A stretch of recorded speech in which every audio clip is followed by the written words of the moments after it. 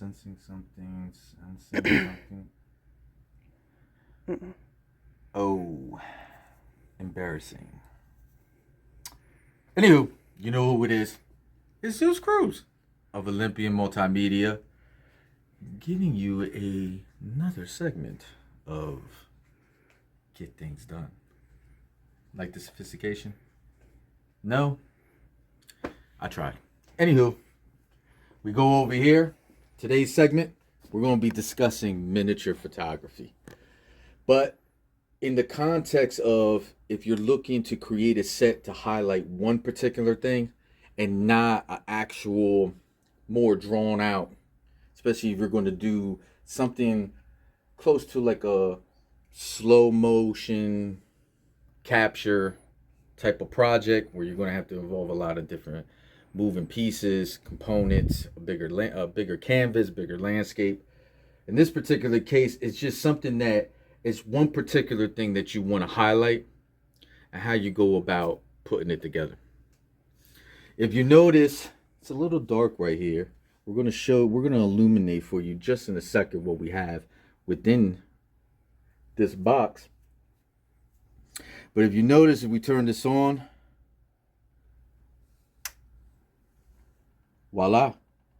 If it looks familiar to you, I hope you checked out the video that we just posted. Courtesy of Olympian Multimedia's own Nani the artist, creating this great and lavish set involving, if you haven't guessed already, aliens, and how this poor cow right here is about to get sucked up. I feel for it. No, not really. But anywho, if you notice how great this set is set up, but if you notice how minimal, there's not a lot of different pieces involved with it, but you get the point of the setting. It seems like it's in the woods in some type of forest. And then you get an understanding of quickly what is going on or the purpose of this scene. Within the confines of the ShotBox, I definitely recommend this, especially if you're looking to do miniature projects involving just one scene and one element, and you don't need that big of a canvas. Definitely enough room in there to do different things in there, incorporate different things. The great thing about the ShotBox, to show you real quick, if you notice, you actually have 3 different settings when it comes to the light and how the light is captured within the box. So if we turn it more to the left, you're going to notice most of the lighting comes from the left. And then you can amplify it as much as you want. If you go ahead and turn the box and switch it more to the right, then it does the same thing. More of the lighting is coming from the right. You're still getting light to capture the entire scene or set that you created, but you have more illumination coming from one side versus the other. And then if you just put it back toward the middle, the lighting is equal within all sides of the ShotBox. So this is a great tool to utilize if you want to get more precise with your lighting. If you look in here, if you look at the background, you notice it's stars, it has the night sky. The amazing thing about this is we just use a form of wallpaper and then place it upon some cardboard. You can literally utilize different things within your house in order to create different props, create the landscape, the backdrop to your scene.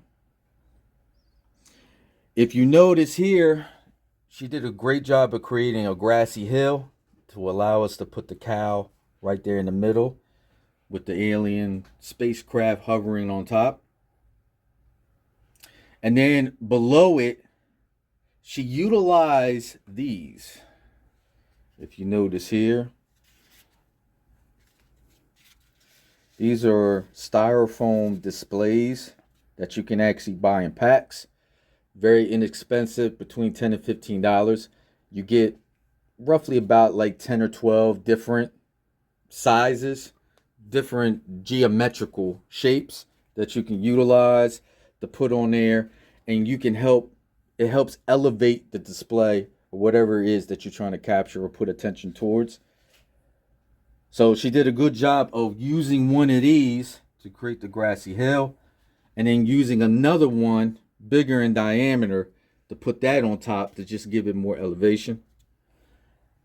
And then she just did a great job of creating different trees, shrubberies, bushes, little pebbles. Because in itself, you probably could have been able to just go ahead and make the grassy hill, right? Have the cow set up with the flying saucer on top, and you could have left it as is, right? But would it really capture the essence of what you were trying to do within this particular shot? Probably not. You need a little bit more just to create a little bit more nuances and creativity and bring to life more the subject.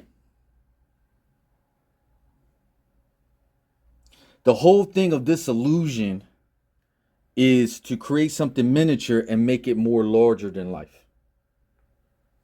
So you want to keep that in mind when you're doing miniatures, especially when you go about doing your photography part or you're taking some video. You want to make it, give it that appearance that is larger than what it is. Same thing here. If you notice in the back,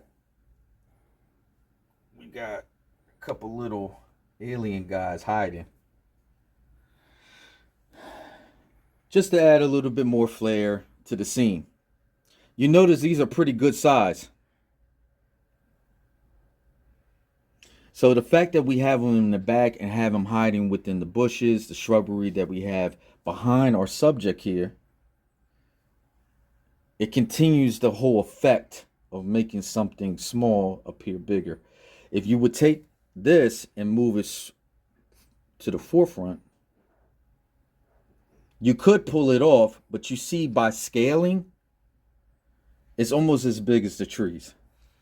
So now you're giving it appearance that these are like giant aliens. And if that's what you want, then by all means, you would have been able to just go ahead and do that. All right? But remember scaling. That will mean everything that's surrounding your subject, you will have to make it a little bit more taller, so that it will make sense to have something like this in the forefront, versus if you notice we have it in the back and it's shadowed by the trees and the shrubbery. You only see the face, you only see the eyes. It just makes more sense. So just keep that in mind when you're doing your miniature projects. About scaling, it's all about creating that illusion. Something small appearing more bigger in proportion. So just keep in mind how you lay out the different things when you're trying to create your set. Also too, I also recommend, if you're definitely going to take some video, maybe utilize your phone or some kind of recorder where you can capture some different sounds and have it kind of like offset to the side and kind of echo into your scene, just to give it a little bit more texture. And definitely utilize some lights. As you can see, we have the alien light here. Again, it doesn't seem much. Obviously, you would do a little bit more when it goes to the editing process to add a little bit more textures to it, just to enhance it a little bit more.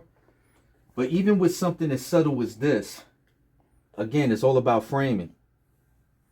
If you go center mass and then you move it towards, and then you move the camera toward it, and now you can encompass everything that's within sight. And again, it gives a nice illusion, especially if you would have toned down the lighting.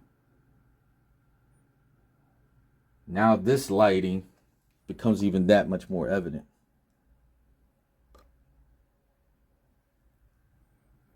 bring it towards or move physically the camera into this space.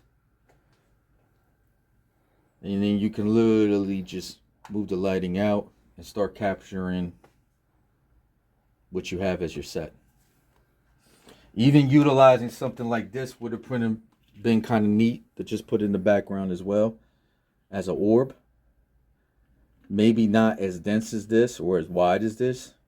Might have been able to find something a little smaller. But again, it's all about adding just a little nuances just to give your set a little bit more flair.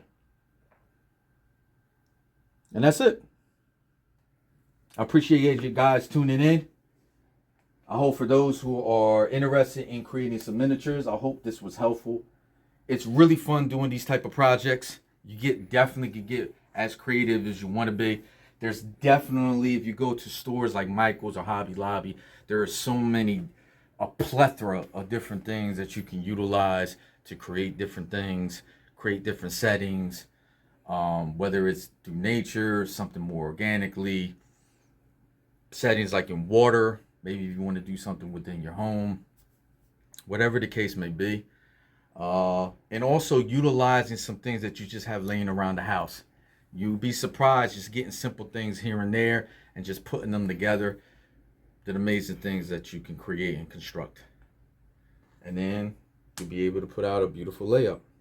So I hope this was helpful. I'm glad you guys tuned in. You know who it is. It's Zeus Cruz of Olympia Multimedia. And the only thing left to say is oh, what was that? Oh, yeah. Get things done. Check you later.